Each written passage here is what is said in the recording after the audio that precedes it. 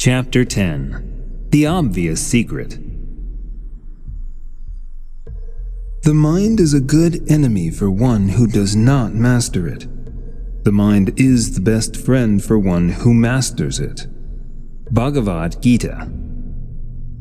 Entering the sacred cave, Bhagavan walked through its labyrinths for a long time, moving from passages to huge halls, from there to narrow gaps where one could barely squeeze through.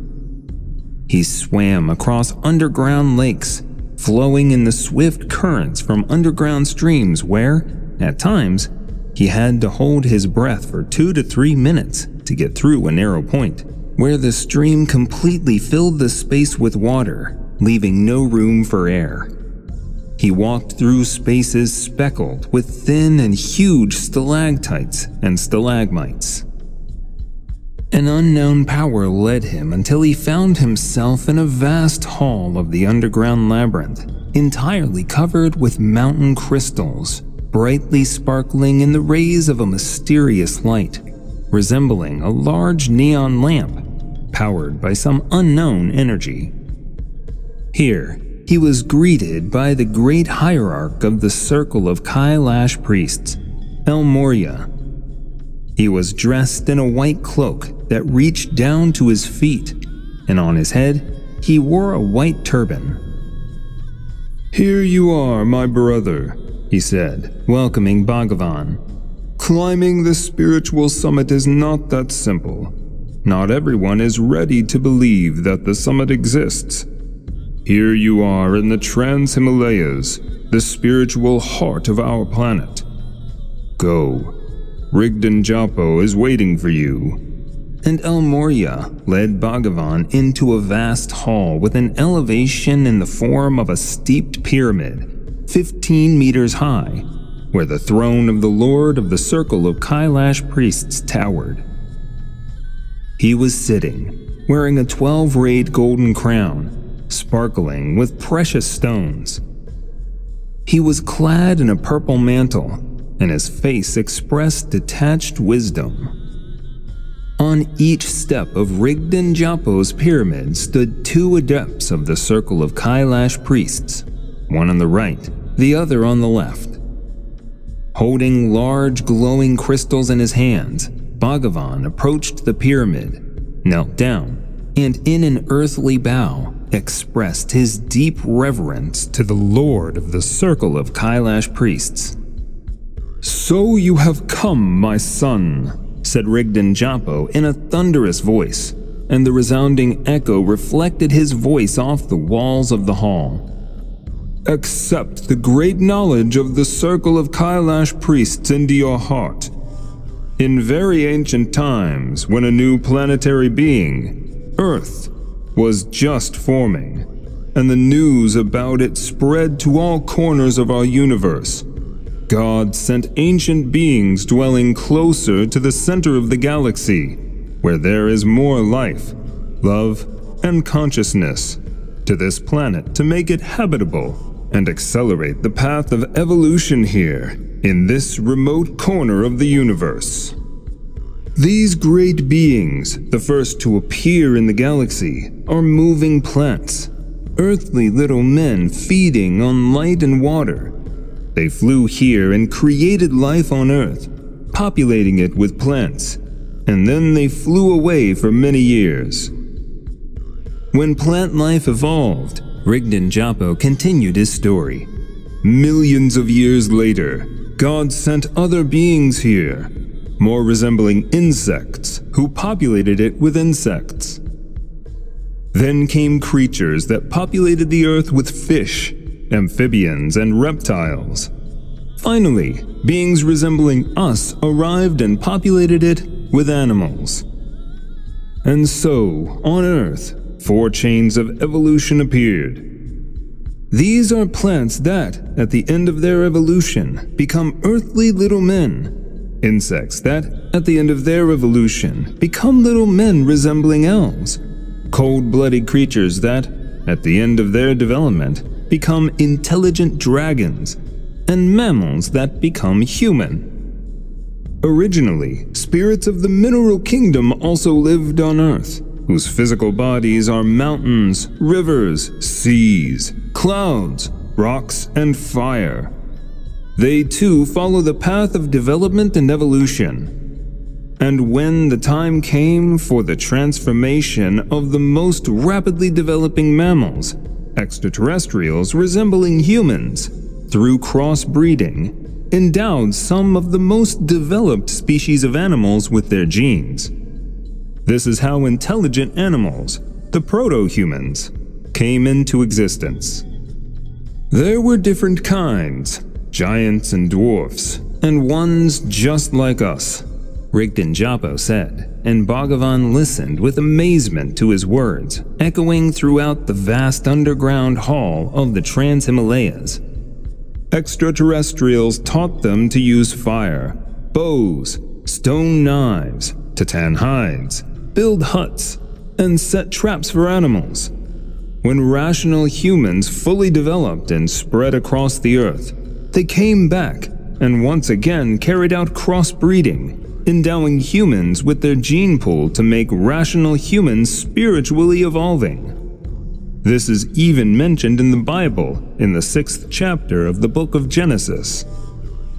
And it came to pass, when men began to multiply on the face of the earth, and daughters were born unto them, that the sons of God saw the daughters of men that they were fair, and they took them wives of all which they chose. And the Lord said, My spirit shall not always strive with man, for that he also is flesh, yet his days shall be 120 years. There were giants in the earth in those days, and also after that, when the sons of God came in unto the daughters of men, and they bare children to them, the same became mighty men which were of old, men of renown. And God saw that the wickedness of man was great in the earth, and that every imagination of the thoughts of his heart was only evil continually. And it repented the Lord that he had made man on earth, and it grieved him at his heart.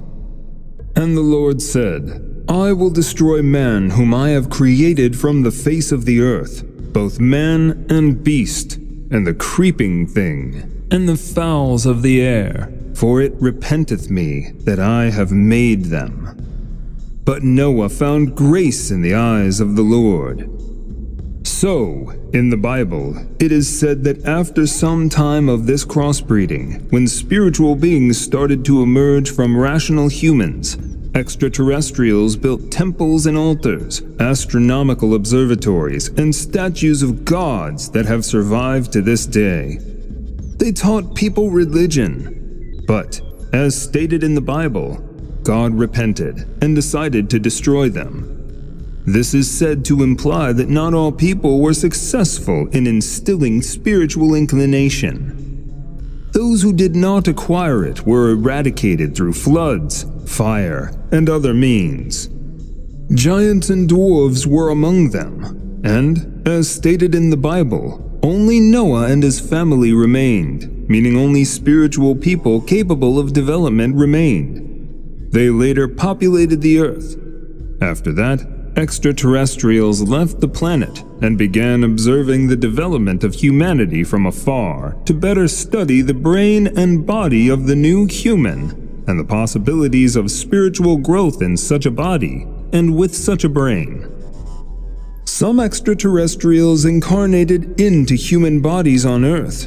Among them were Krishna, Buddha, Christ, Zoroaster, Muhammad, and many other great religious masters of humanity who demonstrated that development in the physical body of a human is possible, and spiritual self-realization is possible with a human brain. They also guided the development of humans. A unified center for regulating the spiritual evolution of the earth was established. The Circle of Kailash Priests, which telepathically influences the evolution of humanity. But now, a crucial moment has come in the history of the earth. Most people could not follow the path of perfection, and they brought the planet to the brink of destruction. The spiritual powers of people are still too weak to resist the imperfections of the majority.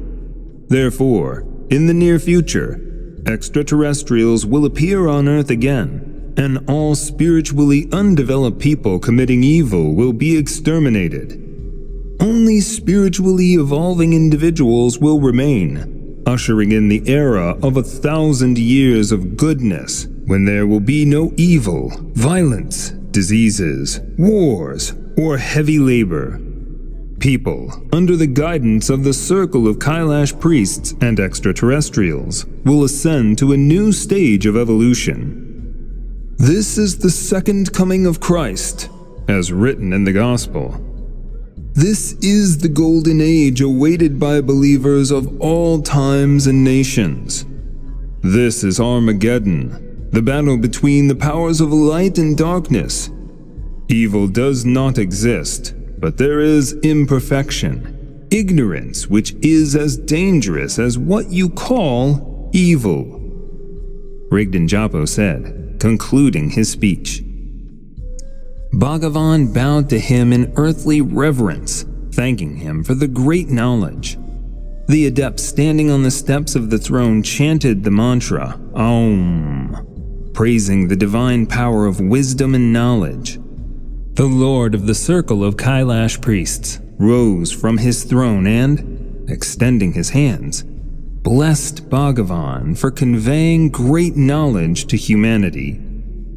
Golden rays of grace flowed from his hands onto the head of the new savior of humanity.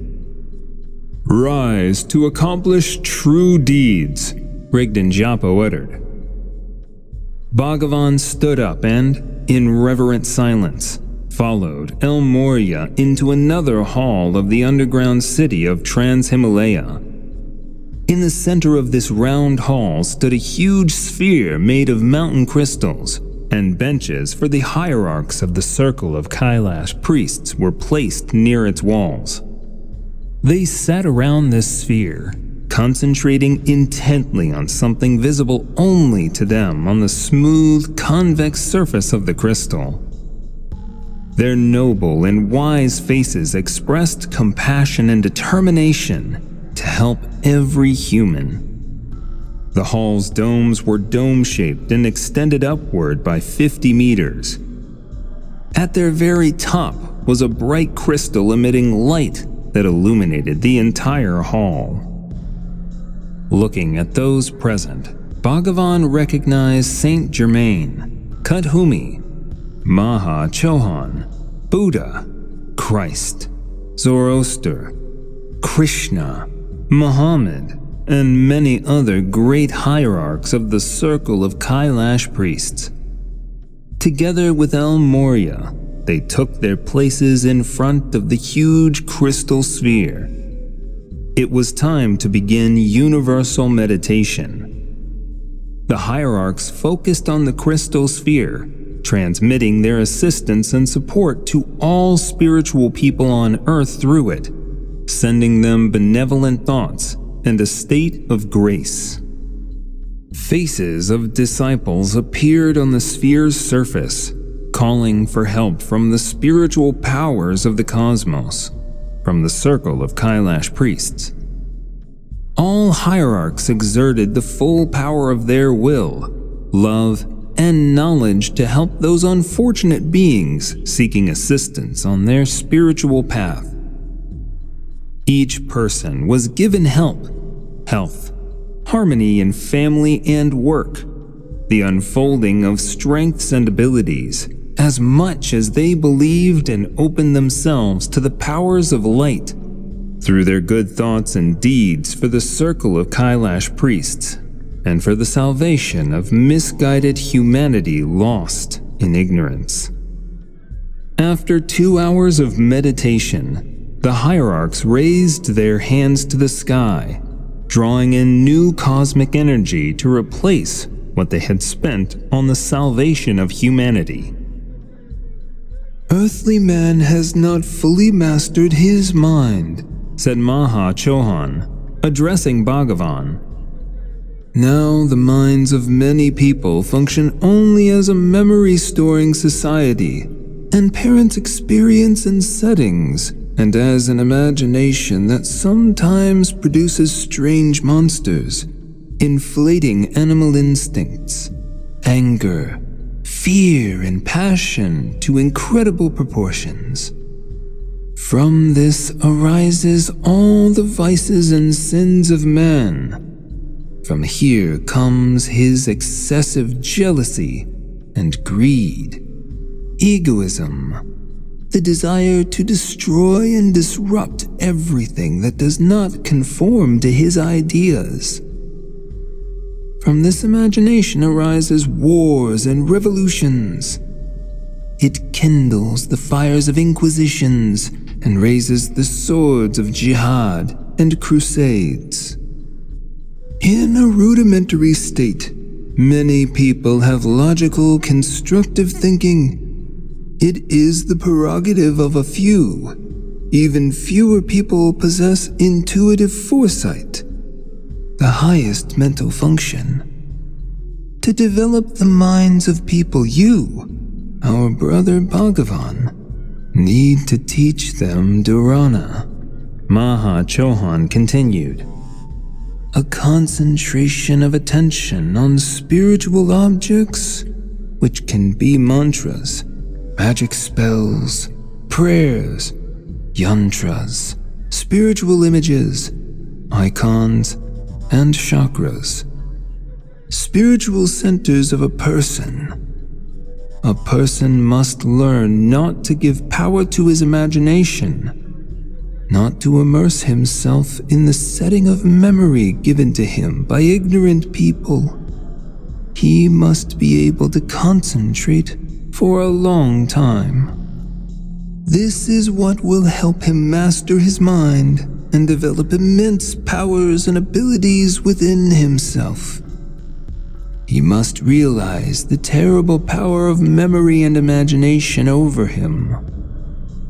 It is the setting of memory that do not allow him to break out of the vicious rut created by parents and society, and his imagination is exploited by instincts, politicians, priests, advertisers who, through books, newspapers, radio, and television, manipulate imagination, forcing him to do only what is beneficial to them and harmful and unnecessary to the individual.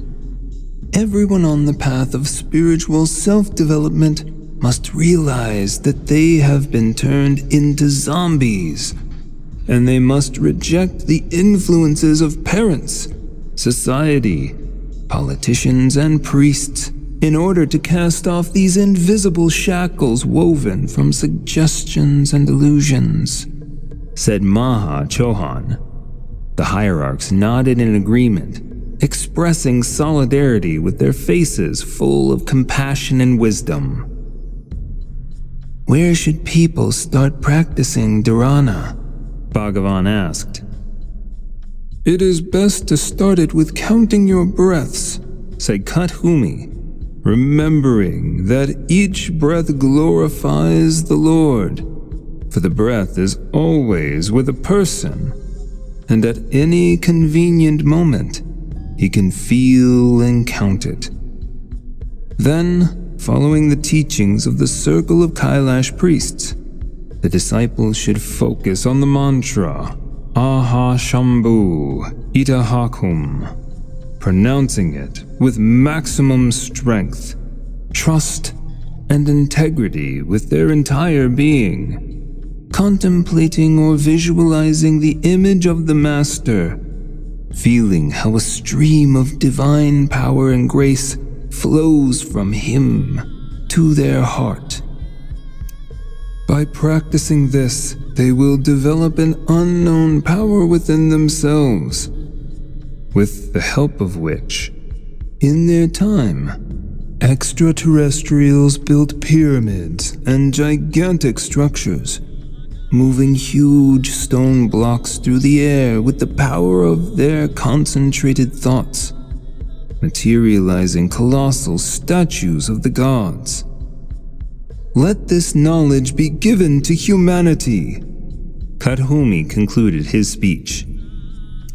Bhagavan raised his hands, concentrated on them, and flames flared between his palms, emitting fragrant smoke, and then flowers began to scatter throughout the vast hall, showering the great hierarchs with their petals. Let the power of Dharana be given to worthy disciples, he said, and all the hierarchs unanimously uttered, So be it. Aum. Few will be among the chosen, said Christ. The rest will face incarnation on lower planets, but they will once again live in the form of cave people, from whose level they have not risen to spirituality. Hitlers and Stalins will meet at the watering hole, chasing each other with clubs. Thousands of years will pass before they rise to the level of the spiritually developing humans. Nevertheless, spiritual people in the 21st century will live in a new spiritual world that will arise on our earth. Truly, I tell you, the current generation will witness the kingdom of heaven here, and we must save more people. Let the kingdom of heaven be found by the worthy. The hierarchs responded with a unanimous Do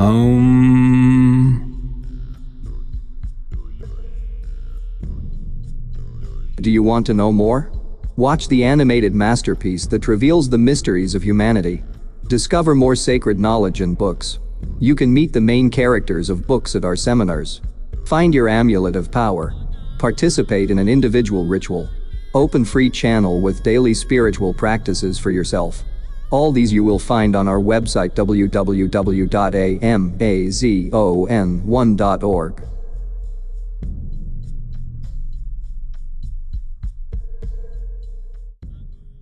In our extreme times, when the fate of the entire planet is at stake, it is crucial for the knowledge of angels and benevolent spirits to spread as quickly as possible, globally, and reach thousands of people. In this way, we can change the future of all humanity. Which is why we are addressing you, dear soul of light. Spread the knowledge about our wise books and films. Share links to videos or cartoons. All of this is available and free. Invite women to individual practices, webinars, and seminars. And the Great Spirit of Light will help you and your family. It will direct an enormous amount of energy to fulfill all your desires. Benevolent spirits and angels will assist you and your loved ones in all matters. A thread of light and love extends from your heart to the hearts of thirsty women, and the creation of good and the dissemination of enlightened knowledge throughout the world begins. Become part of the mission of light. Help people, and God will help you.